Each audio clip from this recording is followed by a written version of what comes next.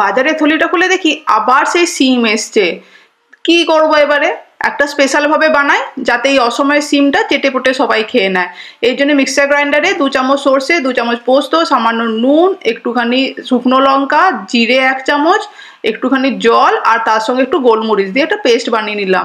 এদিকে সিমগুলো গোটা গোটাই রেখেছি, শুধু শিরাটা কাট করে নিয়েছি। তেলের মধ্যে একটু বড়ি ভেজে নিলাম, দিয়ে দিলাম একটু নুন হলুদ, তারপরে দিয়ে দিচ্ছি সেই গোটা গোটা কেটে রাখা সিমগুলো। গোটা সিমগুলোকে মিনিট 5-এর জন্য একটু ভেজে নিলাম।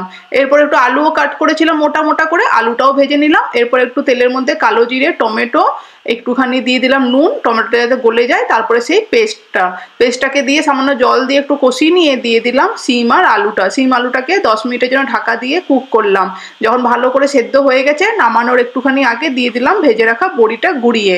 আর নামানোর সময় অবশ্যই সার্ভ করার সময় কাঁচা সর্ষের তেল দিয়ে দেবে, হেভি টেস্ট। 2 মিনিটে সাবার হয়ে গেছিলো অসময়ে সিমটা।